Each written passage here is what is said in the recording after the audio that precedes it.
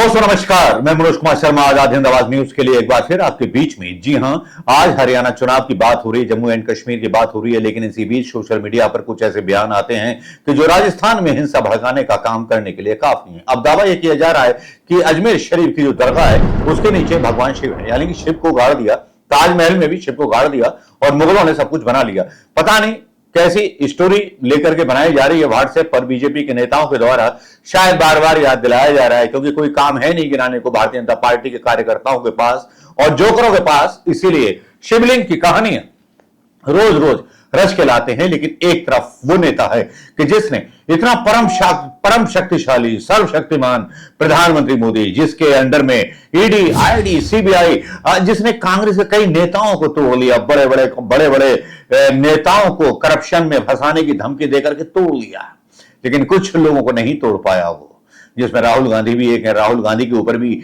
ED की कार्रवाई हुई, वो आप सबने देखा। कई नेताओं पर ईडी की कार्रवाई हुई जो भारतीय जनता पार्टी का विरोध कर रहे थे, भारतीय जनता पार्टी के साथ आने से जिन्होंने मना कर दिया। प्रधानमंत्री मोदी और शाह तो चाहते थे कि सारी पार्टियां एक माय हो जाएं, राहुल गांधी अकेले बच जाएं और कांग्रेस मुक्त भारत हो जाए और हमारा राज चले। लेकिन दुख की बात तो यह है, बड़े दुख के साथ कहना पड़ रहा है कि आजकल जो है सड़कें भी बेहाल है, मंदिर में भी भ्रष्टाचार है। ऐसी कोई जगह नहीं जहां भ्रष्टाचार में प्रधानमंत्री मोदी की जगह नहीं। जी हां, ऐसा कोई बचा नहीं भ्रष्टाचार ने जिसको डसा नहीं। एनकाउंटर हो या वो हो, मतलब बहुत सारी मुस्लिमों के एनकाउंटर यूपी में इसलिए किए जाते हैं कि हाँ हम हिंदू समर्थित हैं और मुसलमान विरोधी हैं, इसलिए बड़े बड़े जो मुस्लिम माफिया थे उनको निपटा दिया गया। लेकिन कुछ हिंदू भी मारे गए, ब्राह्मण भी मारे गए, ठाकुर भी मारे गए। यहां तो बस ऐसे ही चलता है, अपराध मुक्त दिखाने के लिए पुलिस की डायरी और केस शीट साफ हो जाए। यह सब कुछ नाटक हमारे देश में चल रहा है। वो सर्वशक्तिमान जब थे 2014 के बाद जब आए, तब से हमारी जंग चालू थी। लेकिन शुक्र है कि हमारी जंग को देख करके बड़े चैनलों के पत्रकारों ने, राष्ट्रीय चैनलों के पत्रकारों ने हमारी जंग को आसान बना दिया। जो मुद्दे हम उठाते वो मुद्दे उठाने लगे, हम थोड़ा आलसी हो गए। लेकिन अब एक नया मुद्दा लेकर के हम आए हैं आपके बीच। आज राहुल गांधी की बात करेंगे, राहुल गांधी के उस भाषण के बारे में बात करेंगे जो बहुत ही एक आने वाले समय का प्रतीकात्मक वो सच है जो हिंदुस्तान की जनता को सुनना चाहिए। हरियाणा की जनता के लिए ही नहीं है वो पूरे देश के लिए है। जिस तरह से लद्दाख के एक नेता की, जिसके ऊपर पिक्चर बनी थी, आपने सुना होगा, सोनम वांगचुक का नाम तो सुना ही होगा। उनकी यात्रा चल रही है लेकिन मीडिया उससे दूरी बनाए हुए। लेकिन आज राहुल गांधी की बात कर लेते हैं। नेक्स्ट वीडियो में सोनम वांगचुक की बात करेंगे, उनके पैरों के छालों की बात करेंगे। राहुल गांधी के बारे में आज इसलिए बोलना पड़ रहा है मुझे, क्योंकि मीडिया ने शायद उस शिद्दत के साथ, उस एहसास के साथ इस स्टोरी को कवर ना किया होगा। मुझे लगता है कि इस शिद्दत के साथ जब मेरा दिल राहुल गांधी की उस अंतरात्मा और उनके मतांतर से जुड़ा हुआ है, जिसके बारे में मुझे बोलना चाहिए। राहुल के अलावा मैंने कुछ सोचा नहीं। काफी लोगों ने पूछा मुझसे कि Rahul is not the politician. मैंने हाँ, पॉलिटिशियन नहीं है और हिंदुस्तान को पॉलिटिशियन की जरूरत नहीं है। हमारे जैसे आदमी की जरूरत है जो फीलिंग्स रखे, जो सीखने की इच्छा रखे, लर्निंग प्रोसेस जिसका हमेशा रहे। सर्वशक्तिमान बनकर के मुझे सब कुछ पता है बैठ जाता है, वो आदमी धोखा खाता है और जूते खाता है, उसके अलावा कुछ नहीं खाता। लेकिन चलिए, अशिष्ट भाषा का इस्तेमाल न करते हुए बात करते हैं राहुल गांधी के बारे में। राहुल गांधी ने आज एक स्पीच दी। स्पीच को जरा सुनिएगा, गहराई से सुनिएगा। ये स्पीच एक ऐसे व्यक्ति के बारे में है जो डंकी पिक्चर आपने शाहरुख खान की देखी होगी, जिसमें डंकी के तरीके से वो व्यक्ति हरियाणा से जाता है यूएसए और फंस जाता है एक्सीडेंट के बाद, और राहुल गांधी उससे मिलते हैं वहां। तब वो अपने घर की बात बताता है। तब राहुल गांधी हरियाणा में भोर सुबह पहुंच जाते हैं। लेकिन ये पहले स्पीच सुन लीजिए, फिर माजरा क्या था ये हम बताएंगे। हजारों लोग, 15-20 हजार लोग अमेरिका गए हैं। मैं हैरान हुआ, हरियाणा से इतने लोग अमेरिका क्यों जा रहे हैं, मेरे दिमाग में सवाल उठा। मैं डैलस में आपके भाइयों से एक छोटे से घर में जाके मिला। मैं आपको बताना चाहता हूं, आपके भाई डैलस में एक कमरे में 15-20 लोग सोते हैं। देशों की लिस्ट दे दी। पहले हम यहां गए,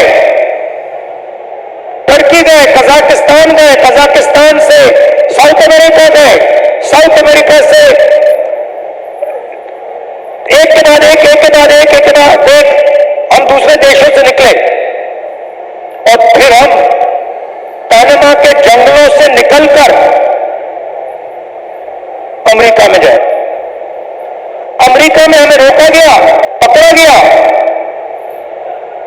और अब हम अमेरिका में हैं। रास्ते की कहानी बताई राहुल जी। रास्ते पे माफिया के लोगों ने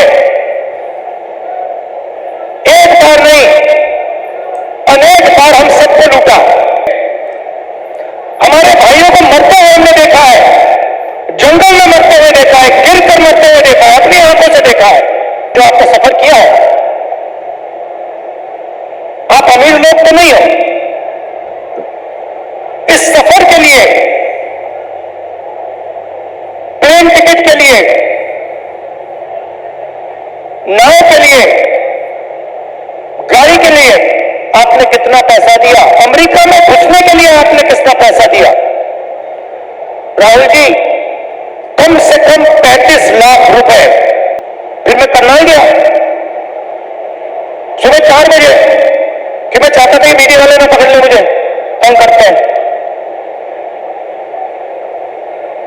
मैंने इनको मित्रों कहा, मतलब ये है अडानी के मित्र, अंबानी के मित्र। मैं गया 4 बजे सुबह, वहां बैठ गए, बातचीत शुरू। एक मेंबर परिवार का यूएस में वीडियो कॉल चल रहा है, 6-7 लोग उससे डैलस में बैठे हैं, 20-25 लोग परिवार यहां बैठे हैं। मैं सोचा ये हो क्या रहा है? और फिर छोटा सा बच्चा दौड़ता हुआ कंप्यूटर के पास जाता है, कंप्यूटर को ऐसे पकड़ता है और इतनी जोरों से चीखता है कि मैंने मतलब शायद अपनी लाइफ में यह चीख नहीं सुनी। कांपता हुआ चीखता, कांपा, वापस आओ, और पिता कुछ नहीं कह पाता है।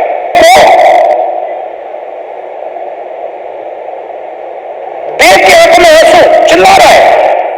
पिता हजारों किलोमीटर दूर मुस्कुराने की कोशिश कर रहा है, नहीं मैं ठीक हूं। किसी ने कहा बच्चा इमोशनल हो गया। मैंने माइंड में सोचा कि इमोशनल हो गया, इसके हर रोज सीने में छुरे लग रहे हैं। इमोशनल शब्द का क्या मतलब है? वो अपने पिता को 10 साल के लिए नहीं देखेगा, छू नहीं पाएगा, गले नहीं लग पाएगा, क्योंकि हरियाणा की सरकार ने हरियाणा को नष्ट कर दिया, खत्म कर दिया है। वो देश की चीखें नहीं थी, वो हरियाणा के हर युवा की चीखें हैं। राहुल गांधी की 3 मिनट की स्पीच आपने सुन ली होगी। मामला क्या था कि आज भावुक हो गए, इमोशनल हो गए राहुल गांधी, और बस आंखें गीली नहीं हुई, बाकी सब कुछ कह दिया राहुल गांधी ने, और मीडिया के पत्रकारों पर अपना टीकरा पूरी तरह से फोड़ दिया। बोले मैं सुबह गया वहां पत्रकारों की भीड़, कोई वहां पर है, कोई वहां पर है। मैंने किसी पत्रकार से बात नहीं की। अडानी अंबानी के लोग, मतलब पत्रकार जो पहले से लग गए थे, मेरा प्रोग्राम पहले से लीक कर दिया गया। लीडर ऑफ अपोजिशन का पहले से अगर प्रोग्राम लीक हो जाता है सरकार के द्वारा या उनके द्वारा, एजेंसियों के द्वारा, जांच एजेंसियों के द्वारा, तो ये सुरक्षा में राहुल गांधी की क्या हत्या का प्रयास था? या अगर पत्रकारों को खबर हो सकती है तो क्या भाड़े के हत्यारों को खबर नहीं हो सकती? मेरा पॉइंट ये है, जो पॉइंट किसी के दिमाग में नहीं आया होगा। राहुल गांधी ने जो बात बोली, बहुत गहरी बात बोली स्पीच में, कि पत्रकार लगे हुए थे, पत्रकारों की जगह भाड़े के हत्यारे भी हो सकते थे। लारेंस बिश्नोई गैंग के लोग जो प्रधानमंत्री मोदी की नजरों में बड़े देशभक्त हैं, जिन्होंने बड़े बड़े कांड कर डाले अमेरिका में, वो भी हो सकते थे। राहुल गांधी की हत्या की कोशिश थी या क्या था? या पत्रकारों के रूप में कुछ अलग भेजने का संदेशा था राहुल गांधी की हत्या की कोशिश के अलावा? मेरा ये सिर्फ आरोप है, मेरा ये सोचना है। आप बताइए दोस्तों, कितना कहां तक सही है ये सोचना। लेकिन खबर पर लौट आता हूं। खबर थी कि राहुल गांधी ने बोला कि पहले तो मैं 2 दिन पहले की वो न्यूज दिखा देता हूं जहां पर एक बच्चा बाप से मिलने के बारे में भावुक हो गया और बात करने लगा अपने पिता के बारे में। हरियाणा के काम की तलाश में अमेरिका गए लोगों के परिवार से मिले राहुल गांधी वीडियो कॉल पर कराई बात, उस बच्चे की बात कराई जिसका जिक्र वो अपनी स्पीच में कर रहे थे। बीते दिनों 20 सितंबर को हरियाणा विधानसभा चुनाव 2024 के बीच राहुल अचानक से करनाल के घोगड़ीपुर गांव में पहुंच गए, जिसके बाद हर कोई हैरान हो गया। अचानक से राहुल गांधी का दौरा। राहुल गांधी ने अपने हरियाणा दौरे के बारे में किसी को जानकारी नहीं दी। वहीं राहुल गांधी के हरियाणा दौरे का वीडियो सामने आया जिसमें 2 बच्चों से उनके परिवारजनों की बात कराते हुए नजर आ रहे थे। ये सोशल मीडिया पर काफी वायरल हुआ था और वहां पर चैनल्स जो थे, गोदी मीडिया के मीडिया और ये सारे लोग छाए हुए थे वहां पर। ये खबर थी जिसको आज अपने कैंपेन में बहुत बुरी तरह से रगड़ दिया चिढ़ने के बाद राहुल गांधी चिढ़ गए मोदी जी की इस परेशान हो गए इस रणनीति से कि जी भाई मैं कहीं जाऊं मेरे पीछे सीआईडी रखी जाती है, पत्रकार भेज दिए जाते हैं। वही वो अपनी स्पीच में बोल रहे थे। राहुल गांधी ने हरियाणा चुनाव में जिस तरह से बाजी पलटी और जिस तरह से सवाल उठाए, उन्होंने बेरोजगारी पर मुद्दा साधा है और उनके बारे में जो छापा है अखबारों ने वो कुछ इस तरह से छापा है, जो हेडिंग्स दिए हैं वो बताना चाहूंगा यहां पर। राहुल गांधी इन हरियाणा पिता से मिलने के लिए रो रहे हैं, बच्चे सरकार ने नष्ट कर दिया हरियाणा। जी न्यूज ये खबर छापता है 4 घंटे पहले। हरियाणा में कांग्रेस की आंधी इस बार बनेगी हम सभी की सरकार, राहुल गांधी बोलते हैं। हरियाणा में अगर बनी कांग्रेस सरकार तो किसके हाथ होगी कमान, राहुल गांधी ने कर दिया बहुत बड़ा इशारा। राहुल गांधी का पीएम मोदी पर पलटवार, हरियाणा को बर्बाद किया, खत्म हुआ रोजगार। ये वेब दुनिया की न्यूज है, उससे पहले टाइम्स नाउ की थी और टीवी 9 भारतवर्ष की न्यूज थी। आजकल कम से कम इतना तो लगने लगा है कि कम से कम प्रिंट मीडिया भी राहुल गांधी की बात करने लगा है। राहुल गांधी के निकले हुए शब्द शायद तीर, उन्होंने बोला भी अपनी स्पीच में कि रोज भाले चुपते हैं इनको, रोज इनके चाकू चुपते हैं मेरे हर एक बयान पर, और चुप भी क्यों ना। राहुल गांधी चीज ऐसी है, यह आदमी रुका नहीं, चुप नहीं रहा, इस आदमी ने अपना संघर्ष जारी रखा। भारत जोड़ो यात्रा हो या गरीबों की आवाज उठानी हो या मजदूरों की आवाज उठानी हो, मोचे की आवाज उठानी हो, दिहाड़ी मजदूर की आवाज उठानी हो, मैकेनिक की आवाज उठानी हो या एक ट्रक ड्राइवर की आवाज उठानी हो, हिंदुस्तान को सीखा है, हिंदुस्तान को जाना है, पर जवाहरलाल नेहरू की तरह। ये वो चांदी का चम्मच लेके पैदा हुआ बेटा नहीं है जिसने हिंदुस्तान को जानने की कोशिश नहीं की। ये वो राहुल गांधी नहीं है जिसके पैरों में पड़ा हुआ था प्रधानमंत्री पद, ले सकता था, नहीं लिया, मनमोहन सिंह को बनाया था। बस नमस्कार, जय हिंद दोस्तों।